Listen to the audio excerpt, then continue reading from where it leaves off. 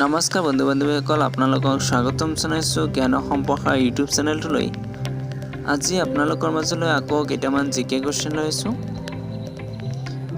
তো বলক কুৱেশ্যন কেইটা আলোচনা কৰোঁ।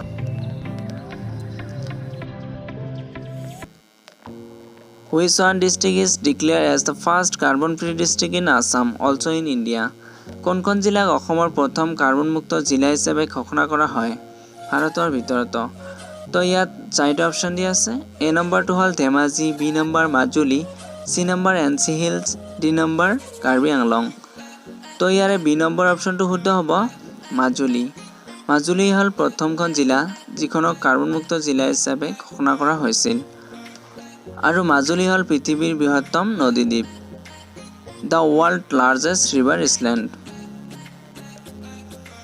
Which city is known as the capital of Assam?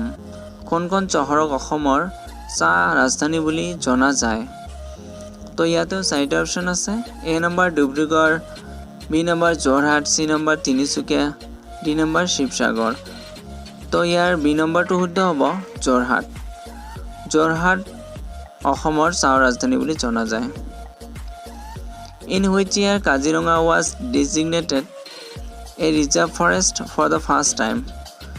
কোন বছৰত কাজিৰঙাক প্ৰথমবাৰৰ বাবে বন সংৰক্ষিত বন হিচাপে মনোনীত কৰা হয়? ইয়াতেও চাৰিটা অপশ্যন আছে। এক নম্বৰটো 1902, বি নম্বৰ 1906, চি নম্বৰ 1908, ডি নম্বৰ 1912। তো ইয়াৰে চি নম্বৰ অপশ্যনটো শুদ্ধ হ'ব 1908। 1908 চনত কাজিৰঙাক প্ৰথমবাৰৰ বাবে সংৰক্ষিত বন হিচাপে মনোনীত কৰা হৈছিল।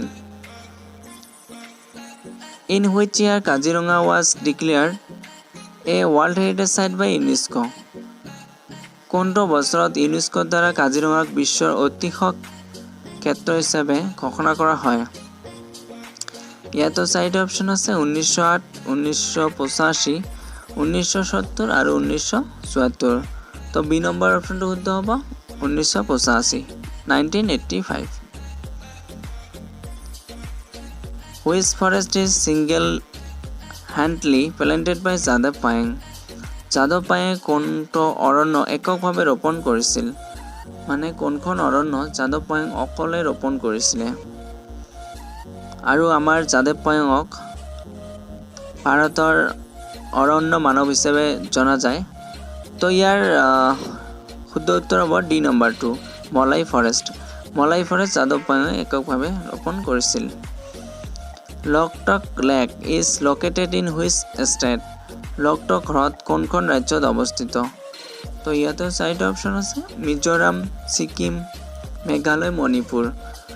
তো ইয়াৰ ঘ নম্বৰটো শুদ্ধ হ'ব মণিপুৰ। লোকটক হ্ৰদ মণিপুৰত অৱস্থিত। Which place in Assam is known as monster of Assam? অসমৰ কোনখন ঠাইক অসমৰ মানষ্টাৰ বুলি কোৱা হয়? তো ইয়াতেও চাৰিটা অপশ্যন আছে। A number Sivasagar, 2 number Tezpur, 3 number Sualkuchi, 4 number Dibrugarh. তো ইয়াৰ 3 নম্বৰ অপশ্যনটো শুদ্ধ হ'ব শুৱালকুছি। শুৱালকুছিক অসমৰ মানষ্টাৰ বুলি জনা যায়। হুইচ প্লেচ ইজ কল্ড পিকক ইছলেণ্ড? কোনখন ঠাইক ময়ূৰ দ্বীপ বুলি কোৱা হয়? তো ইয়াতেও চাৰিটা অপশ্যন আছে। A number Majuli, B number Umananda temple, C number river island, D number NC hills. তো ইয়াৰ বি নম্বৰ অপশ্যনটো শুদ্ধ হ'ব উমানন্দ। আৰু উমানন্দ হ'ল পৃথিৱীৰ ভিতৰত আটাইতকৈ সৰু নদীদ্বীপ। Where is situated the tallest Shiva temple north east India? উত্তৰ পূব ভাৰতৰ আটাইতকৈ ওখ শিৱ মন্দিৰটো ক'ত অৱস্থিত?